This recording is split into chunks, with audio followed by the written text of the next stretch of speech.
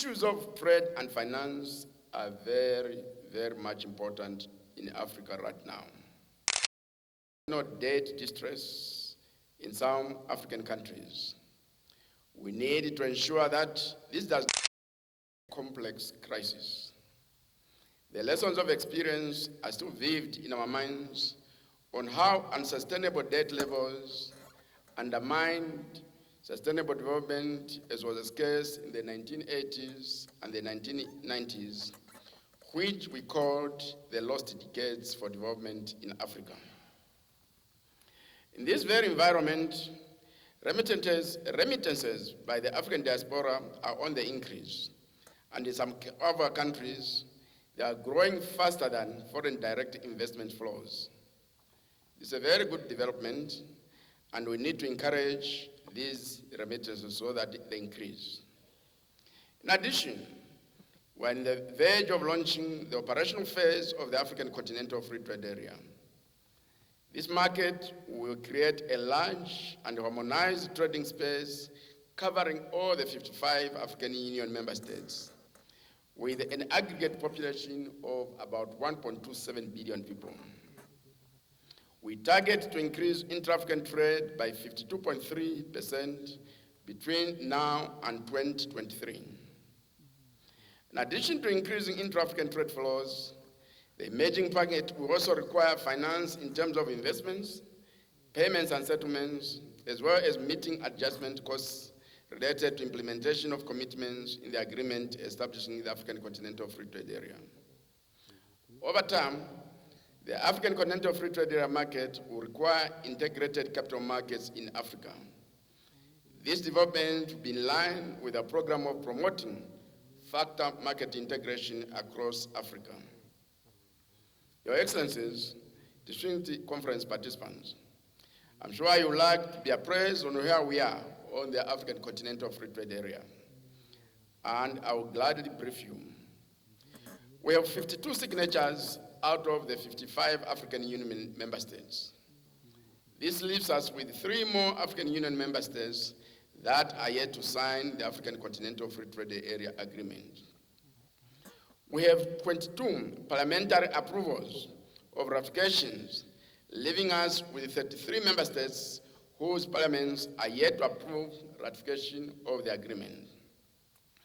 Out of the 22 parliamentary approvals, we also have 19 deposits of instruments of ratification, the latest of which was from the government of Ethiopia.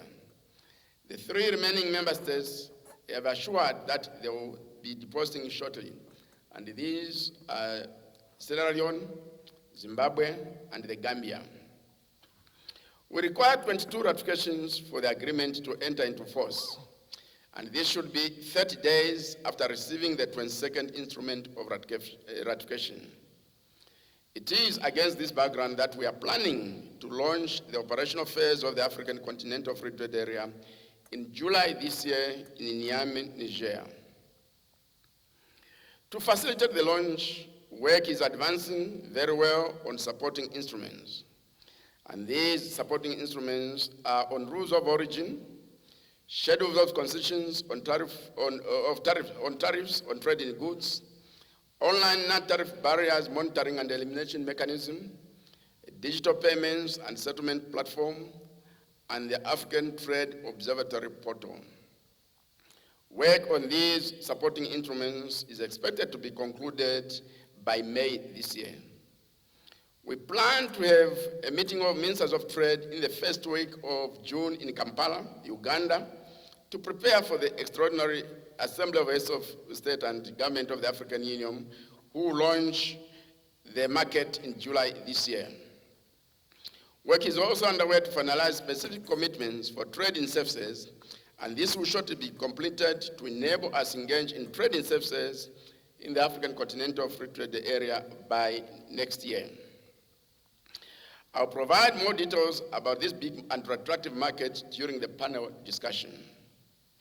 Your Excellencies, distinguished conference participants, before I leave the issue of trade, I would like to raise 2 related issues.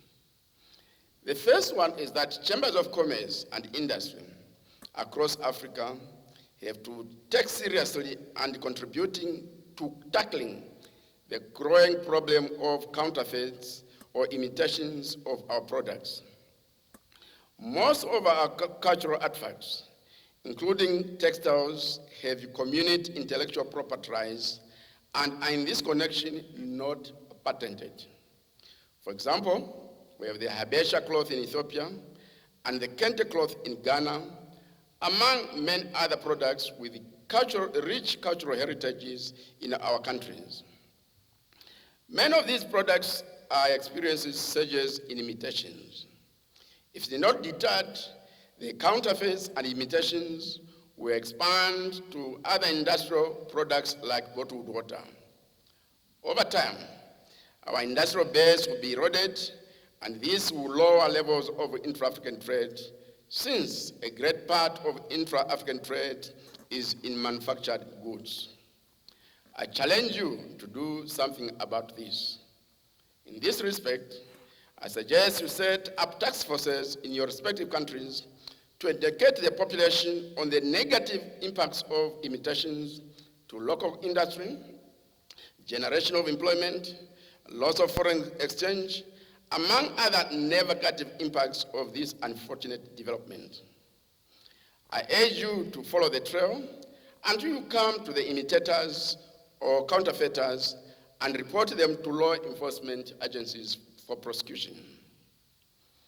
If your competitors who are producing imitations and counterfeits see that you are mean business in combating this scourge, they will take heed and retreat.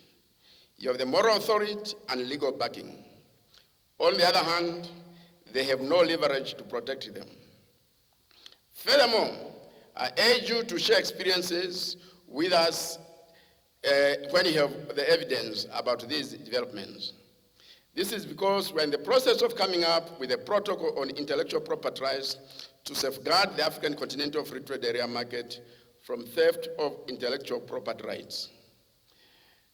As for the counterfeiters in Africa, my message to you is that modern production and trading systems are governed by the disciplines of fair competition and respect for intellectual property rights.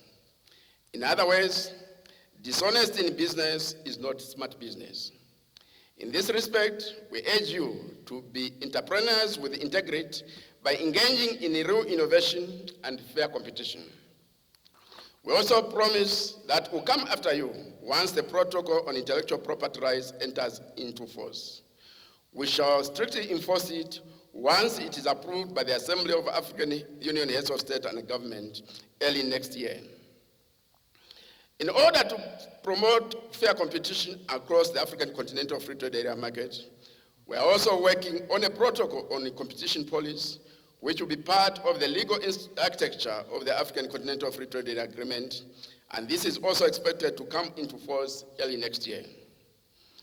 As we await conclusion of these two protocols, we urge the Chambers of Commerce to do their part on combating counterfeits or imitations.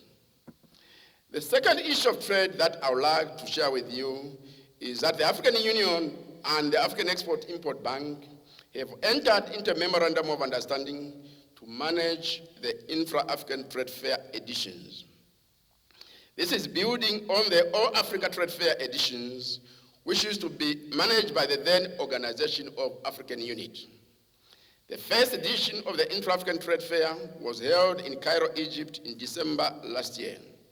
We targeted 1,000 exhibitors, but we got 1,086. We also targeted trade deals amounting to $25 billion, but we got trade deals above $32 billion. Clearly, we performed above targets, and in the process, started building a brand in trade information. With this positive development, we have started preparations for the 2020 edition of the Intra-African Trade Fair, which is going to be held in Kigali, Rwanda in 2020. We plan to launch the preparations for this fair in the middle of this month in Kigali, Rwanda. By December this year, we plan to select through competitive bidding the hosting country and city for the 2022 edition of the Intra-African Trade Fair, and we have already started receiving bids to host the third edition. We advertise the Intra-African Trade Fair throughout Africa and in the international media to mobilize exhibitors, investors, speakers, buyers and sellers, among other participants in our business-to-business fairs. We also hold roadshows around Africa to talk to target audiences. We shall be engaging with some of you during our roadshows, which are going to begin this year. Conference participants, let me turn now to the issue of finance. I'll start by saying that as a result of the operation of the African Continental Free Trade Area. To ensure that this comes to fruition, we're in the process of coming up with 4 instruments, 2 of which are legal, while the other 2 are of an operational nature.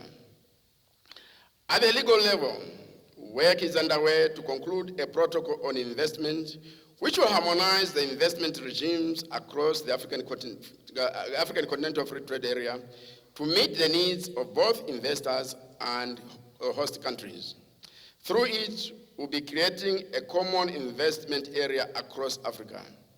In addition to this, we also have the legal instrument establishing the African Investment Bank, which is undergoing both ratification and signature by African Union member states. This is part of the architecture of financial institutions of the African Union. The others are the African Central Bank and the African Monetary Fund. At the operational level, we are working on promoting cooperation among regulatory agencies in Africa as a way of reducing the cost of doing business across the continent. We are also working